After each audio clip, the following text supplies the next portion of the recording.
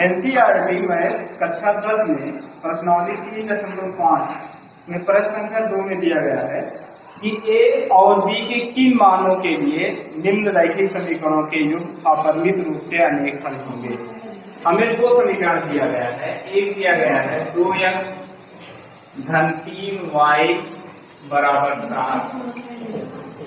दूसरा दिया गया है a minus B x plus a plus B Y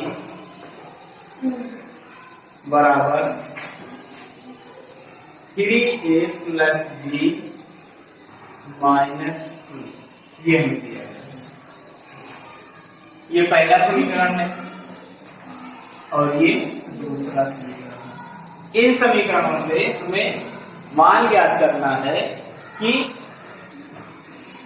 ए और बी का मान ज्ञात करना है कि ए और बी के किन मानों के लिए इसके अनेक हल होंगे। हमें देखना है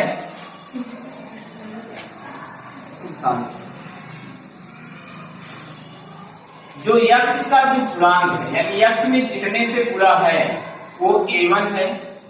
a1 बराबर 2। y का जो गुणांक है y ने 3 से गुणा है ये b1 है। ये b1 बराबर 3, जिसमें ना तो यक्ष है और ना ही y है, तो हम अचर करते हैं। अचर पर हमारे पास है 7। ये c1 बराबर है 7। इसी तरीके से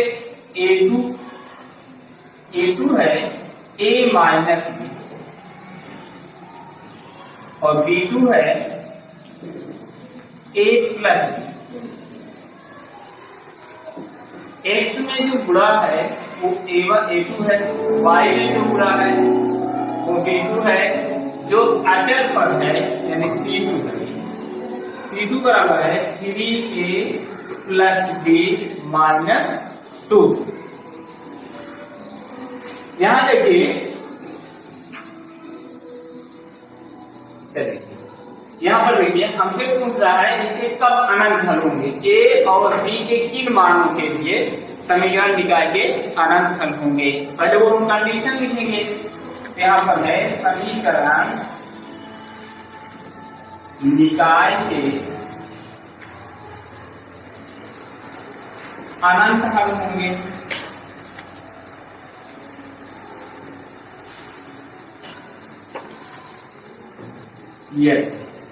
समीकरण निकाय का अनंत हल तब होता है जब हमारे पास ये कंडीशन मिल जाए कि a1 बटे a2 बराबर b1 बटे b2, लेकिन बराबर ना हो, तीनों बराबर हो c1 अपान c2 के, तब ये समीकरण निकाय के अनंत हल होते हैं। यानी तीनों बराबर हो तो समीकरण निकाय के अनंत हल होंगे। अब a, b और c का मान रख लीजिए। a1 का मान है 2, a2 का मान है a माइनस b,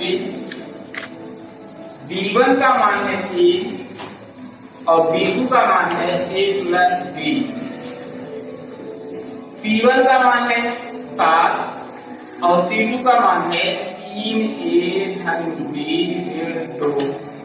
देखिए इस समीकरण को हमें हल करना है तो पहला और तीसरा लेकर हल कर ले, दूसरा और तीसरा हल करके एक समीकरण बना देते हैं। यहाँ पर हम लिखेंगे 2 अपान a माइनस b बराबर 7 अपान 3a प्लस b माइनस 2। इसको जब हम हल करेंगे तो बाद में गुणा करेंगे, यानी 3a प्लस b माइनस 2 से 2 में गुणा कर देंगे। ये हो जाएगा 3 दूनी 6a धन b से 2 में गुणा कर दीजिए तो 2b, 2 से 2 में गुणा करें तो 2 दूना 4 बराबर 7 से a में गुणा करें तो 7a और 7 से b में गुणा करेंगे तो ऋण 7b। अब आगे देखिए 7a सजातीय पद है, इसको बाएं पक्ष में लेकर आए तो ये 6a ऋण 7a हो जाएगा। उसके बाद 2b माइनस 7b इस साइड में लेकर आएंगे तो प्लस 7b हो जाएगा बराबर -4 अचर पद है, इसको दाहिने पक्ष में लेकर चले हमें मिलेगा 7 में से 6 गए 1, यानी 1 नहीं लिखा जाएगा, इन दोनों में बड़ी संख्या का चिन्ह ऋणात्मक है, यहाँ पर ऋण रहेगा। 7b में 2b ऐड हो जाएगा, यहाँ पर मिल जाएगा 9b = 4। ये जो समीकरण बना ये समीकरण 1 बना। पहले और तीसरे से लेकर हमने समीकरण 1 बनाया, इसी तरीके से दूसरा और तीसरा लेकर समीकरण 2 बनाएंगे। यहाँ पर देखिए 3a + b 3/a + b equal 7/3a + b - 2। 7/3a + b - 2। इसमें भी पद गुणा करना है, यानी 3a + b - 2 से 3 में गुणा करना है और a + b का 7 से। ये हो जाएगा 3 × 3 = 9a धन 3 से b में गुणा हो जाएगा तो 3 में ऋण 2 से 3 में गुणा करेंगे तो 1 और 7 का गुणा हो जाएगा 7 में, b और 7 का गुणा करेंगे तो 53b। अब सजातीय पद को पास में लाओ, 9a और 7a सजातीय पद है, इनको पास लाएंगे तो 9a + 7a इस साइड में आएगा -7a + 3b और 7b इस साइड में होगा -7b इक्वल ये -6 उस साइड में लेकर चले जाएंगे।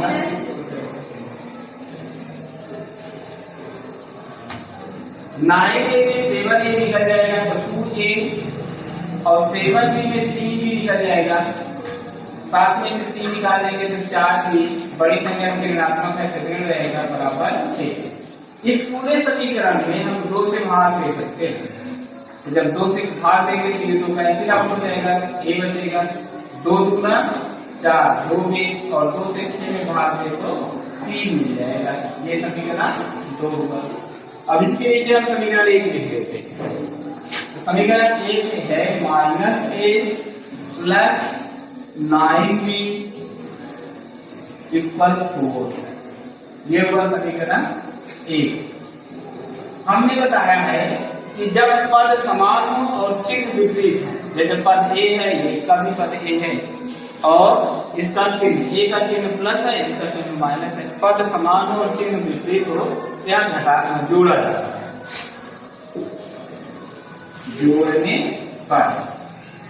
जोड़ने पर ये +a से -a कट जाएगा, 9b में से 2b निकल जाएगा तो 7b बचेगा, क्योंकि इसका धन चिन्ह है, इसका ऋण चिन्ह है। अगर विपरीत चिन्ह है तो संख्याओं को घटा करके ना बड़ी संख्या कर जाते हैं।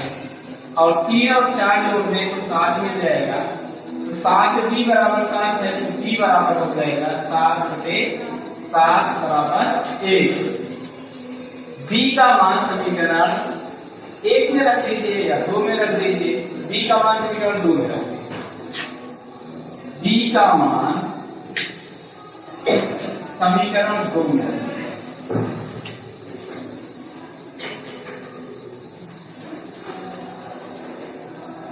समीकरण 2 ये रहा, 1 - 2b है, b के स्थान पे हम लिखेंगे उसका मान, तो b × 1 यानी 2 × 1 = 3।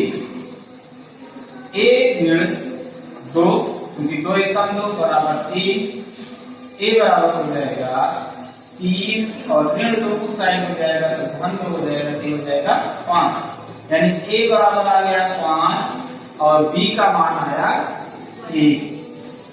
a बराबर 5 और b बराबर 1 के लिए इस समीकरण निकाय के अनंत हल होंगे। पहले हमें ये करना है कि दोनों समीकरण लिख लेना है। जो x का गुणांक पहले समीकरण में x का गुणांक a1, y का गुणांक b1 और अचर पद c1, इसी तरीके से दूसरे समीकरण में x का गुणांक जो होगा वो a - b होगा, y का जो गुणांक है वो है a + b, अचर पद है। ठीक, अब हमें ये आना चाहिए कि दो समीकरण निकाय के कब अनंत हल होंगे। समीकरण निकाय के अनंत हल तब होते हैं जब a1/a2 = b1/b2 = c1/c2 हो, तब A1 A2 B1 B2 और C1 C2 के मान यहाँ पर हम रख देंगे और पहले और तीसरे से को जब हल करेंगे तो हमको पहला समीकरण मिल जाएगा, दूसरा और तीसरा जब हल करेंगे तो हमको दूसरा समीकरण मिल जाएगा। पहले और दूसरे समीकरण को किसी भी मेथड से हल किया जा सकता है, विलोपन से, प्रतिस्थापन से या बलपूर्ण से हल करके ए और बी का मान हम ज्ञात कर सकते हैं। इन्हीं मानों के लिए समीकरण निकाल के अनंत हल होंगे। उम्मीद करते हैं कि आपको अच्छे से समझ में आ गया होगा। धन्यवाद। चालू दूसरे प्रश्न के दूसरे पार्ट में दिया गया है कि के किस मान के लिए समीकरण युग्म का कोई हल नहीं होगा। हमें समीकरण दिया गया है 3x धन y बराबर 1, दूसरा समीकरण दिया गया है 2 के ऋण 1x धन के ऋण 1y बराबर 2 के धन 1। यह हमारा पहला समीकरण है और ये रहा दूसरा।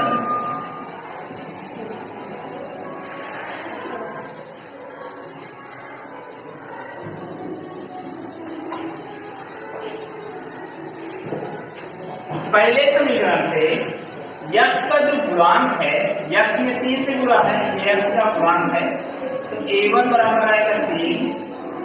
y में किसी भी संख्या से नहीं गुणा है, जहां पर कोई गुणा नहीं रहता वहां पर ये माना जाता है उसमें 1 से गुणा है, तो यहाँ पर b1 बराबर आ जाएगा 1। इसमें समझिए 1 से गुणा है, जहां पर कोई गुणा आपको न दिखाई दे वहां ये समझिए कि वहां पर 1 से गुणा है, क्योंकि y बराबर को लिख सकते हैं 1 गुणे y, यानी y का गुणांक 1 है तो b का मान कितना मान आ जाएगा, 1 आ जाएगा। अक्षर पर c1 बराबर 1। दूसरे समीकरण से हम a2 निकालते हैं, a2 बराबर आएगा 2k माइनस 1 और y का जो गुणांक है वो रहा b2, b2 बराबर k माइनस 1 और जो अचर पर है ये C2 बराबर कितना है 2k प्लस 1, यानी हमें तीनों मान A, B और C के मान मालूम पर हो गए। अब हमें ये पता करना है कि हमें निकालना क्या है, तो समीकरण का कोई हल नहीं होगा, ये वाली कंडीशन हमको लिखनी होगी। अगर किसी का मान पूछ रहा है, जैसे K का मान पूछ रहा है, A का मान पूछ रहा है और वो मान पूछ रहा है और ये पूछ रहा है, वो कंडीशन दी गई है तो पहले वो कंडीशन रखकर उसी पर वो मान रख देते हैं A, B और C का, तो समीकरण का कोई हल नहीं होगा, समीकरण का कोई हल नहीं होगा।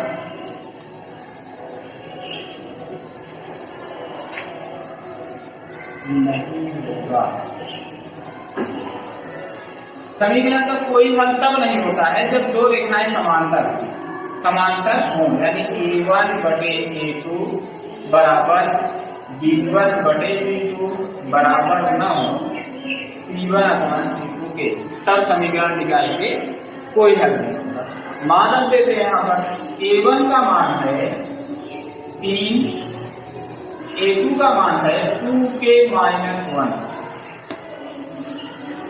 B1 का मान है 1 और B2 का मान है k माइनस 1, C1 का मान है 1 और C2 का मान है 2k प्लस 1।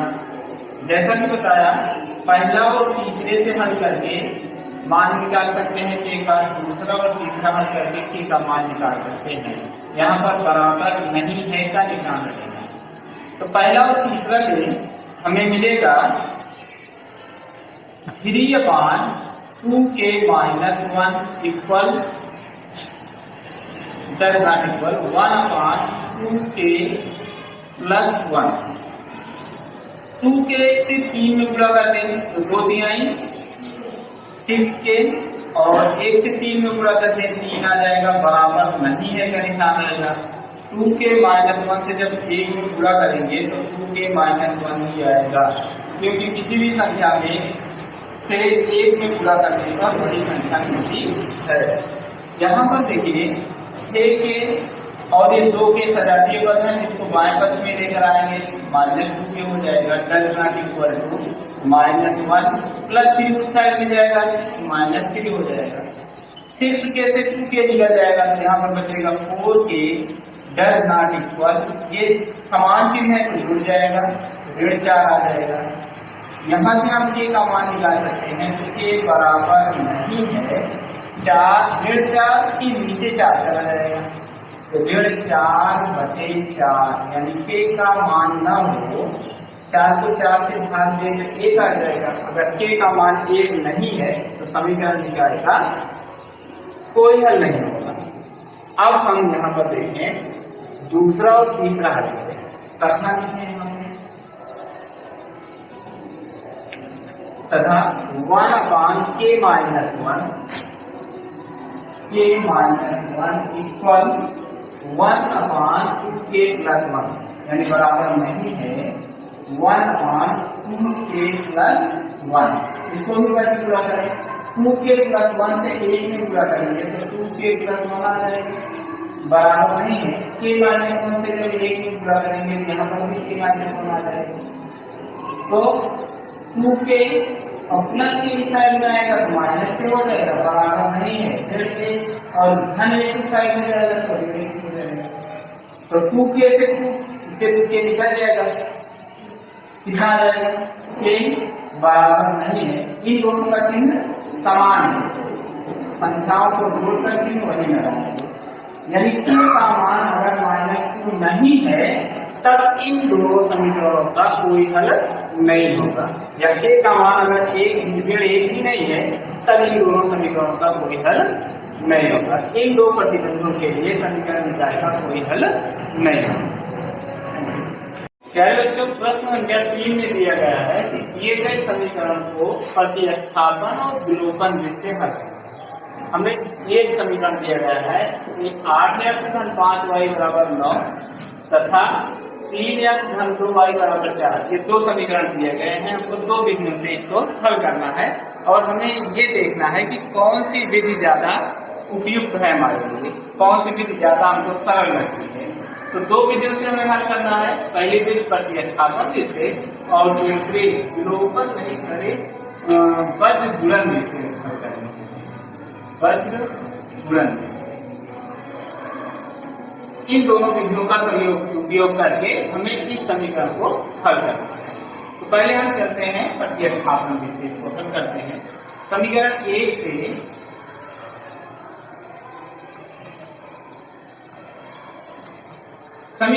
से हमें x का मान निकालना है y के पदों में। समीकरण 1 से x का मान y के पदों में निकालना है।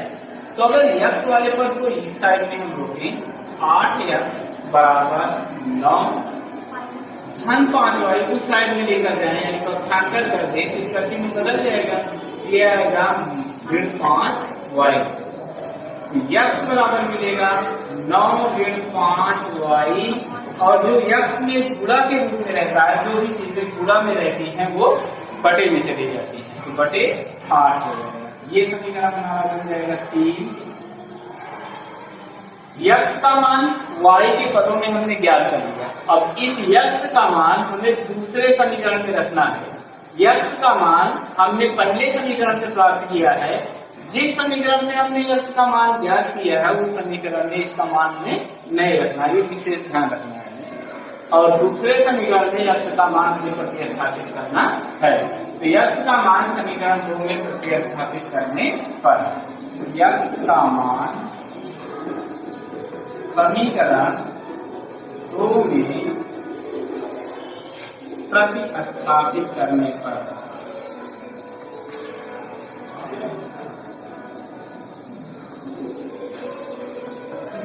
अब हमें समीकरण 2 में जहां पर x मिलता है सिर्फ x का मान ही परिवर्तित करना है, यानी x के स्थान पर हमें ये मान रखने हैं और बाकी सारे जो जैसे है उसी तरीके से हमको लिख लेना है। तो यहाँ पर 3 है तो हमने 3 लिख लिया, आगे x है तो x का मान लिखेंगे हम, और x का मान है 9 ऋण 5y/8, ये लिया। उसके बाद है ये धन 2y = 4, कितना लिखना है, धन 2y = 4। सरल करके इस 8 का गुणा हम 2y में कर देंगे और 4 में गुणा कर देंगे तो 8 यहाँ से गायब हो जाएगा। ऐसा समझते हैं कि जैसे 8 से इसमें गुणा करेंगे तो 8 से ये 8 से फिर हो जाएगा, 8 से फिर 2 में गुणा करते हैं, 8 से फिर 4 में गुणा करते हैं। 3 से पहले हम इस लेकर में गुणा करें, 3 9 27 ऋण 3 5 15y धन, इस 8 से गुणा करना, 8 को 16y बराबर 8 जो 32। ठीक, अब हमें ये दोनों सजातीय पद हैं, तो 16y में से जब 15y निकल जाएगा तो बचेगा y बराबर 32 और धन 27 उस साइड में जाएगा तो फिर 27 आ जाएगा। तो 27 में से 32 में से 27 निकाल देने पर तुम्हें मिलेगा 5। यही y बराबर 5 समीकरण का हल है। इस y का मान समीकरण 3 में रखकर हम यक्ष का मान ज्ञात कर सकते हैं। तो चलिए y का मान समीकरण 3 में रखते हैं। तो y का मान समीकरण 3 में रखने पर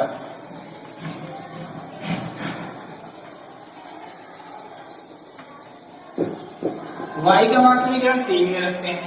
यक्ष बराबर मिलेगा हमें 9 ऋण 5y। इस y के स्थान पर हम कितना रखेंगे, y का जो मान आया है, y का मान कितना आया है 5, इस 5 कर देंगे बटे 8। ये हमें मिलेगा 9 ऋण 25 बटे 8। यक्ष बराबर आ जाएगा 25 में से 9 गए 16, क्योंकि बड़ी संख्या का चिन्ह ऋणात्मक है इसलिए हम यहाँ पर मान आएगा ऋण का बटे 8। 8 से जब 16 को भाग देते कितना आ जाएगा -2, यानी यक्ष बराबर कितना आ जाएगा -2। यानी हमें इस समीकरण का हल मिला, इस समीकरण का हल मिला यक्ष बराबर -2 और y बराबर मिला, y का मान कितना आया 5। अब ये जो विधि अपनाई गई है इस विधि को हम कहेंगे y बराबर 5। ये जो विधि अपनाई गई है ये विधि की प्रतिस्थापन है। अब हमको अगली विधि अपनानी है वज्र गुणन विधि। दूसरी विधि है वज्र गुणन विधि।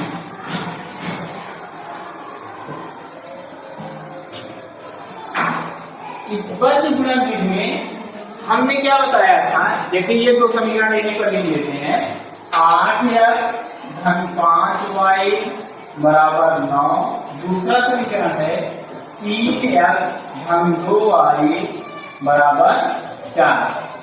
हम चलेंगे कहाँ, हम चलेंगे y के गुणांक से शुरू करके y के गुणांक पर ही आकर रुकेंगे। यहाँ पर पहले हमको लिखना है y का गुणांक 5, दूसरे वाले y का गुणांक 2, उसके बाद आगे बढ़े तो 9 और 4 मिलेगा। फिर यहाँ से होते हुए यक्ष का गुणांक लिखेंगे 8 और 3। फिर ये जो पहले लिखे हैं यही बाद में भी लिख दिया जाएगा 5 2। उसके बाद क्या करना है, उसके बाद यहाँ पर लिखना है यहाँ पर y। देखिए बराबर के बाद अचर पद है तो यहाँ पर -1 लिखते हैं, अगर अचर पद बाएं पक्ष में दोनों का जाता तो यहाँ पर +1 रहता। ये हमको विशेष ध्यान देनी है। अब उसके बाद तीर का निशान लगाएं, ये निशान इस तरीके से निशान लगाना है। हमको लिखना है यक्ष बटे, नीचे से ऊपर से नीचे पूरा करेंगे। देखिए जब 5 और 20 ऋण और 2 से पहले ऊपर से नीचे पूरा करेंगे, फिर जब नीचे से ऊपर जाने लगेंगे तो यहाँ पर ऋण का चिन्ह लगा देंगे तो 2 9 18। उसके बाद बराबर का निशान, जैसे एक बार दबा दिए हैं इसको भी छिपा दिए, हमारे पास ये बचा तो मिला क्या y बटे 9 और 3 का गुणा कर देंगे। पहले इन दोनों का गुणा किया था, इन दोनों का गुणा देंगे 9 से 27 लिखना है। उसके बाद ऋण का चिन्ह लगाना है, जब नीचे से ऊपर जाने लगे तब तो 4 से 32 बराबर। फिर यहाँ पर हमें लिखना है ऋण 1 बटे 8 दूनी 16 ऋण 3 1/15। आगे देखते हैं, यहाँ पर मिलेगा x बटे 20 में से 18 में 2, y बटे और 32 में से 27 में 5, बड़ी संख्या से ऋणात्मक है तो ऋण आ जाएगा, बराबर ऋण 1 बटे 16 में से 15 निकल जाएगा, कितना बचेगा 1। किसी संख्या को 1 से भाग देने पर वही संख्या मिल जाएगी, यानी यहाँ पर हमको कितना मिला ऋण। पहला और तीसरा लेकर हल करेंगे, दूसरा और तीसरा लेकर हल करेंगे।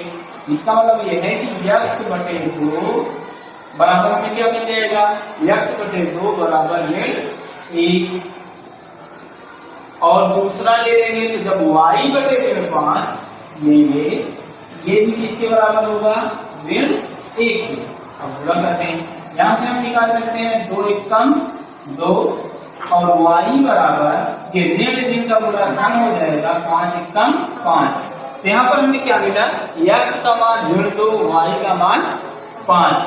तो आपको जो मेथड यानी प्रतिस्थापन भी ज्यादा बेहतर लगते हैं तो प्रतिस्थापन भी से समीकरण को हल करेंगे, या वज्र गुणन से अगर समीकरण को हल करने में मजा आता है तो वज्र गुणन से समीकरण को हल करेंगे। जहाँ तक हमको उम्मीद है कि आपको ये वज्र गुणन वाली विधि ज्यादा पसंद आएगी। अगर वीडियो पसंद आया हो, समझ में आया हो, वीडियो को लाइक शेयर सब्सक्राइब करना मत भूलिएगा। धन्यवाद।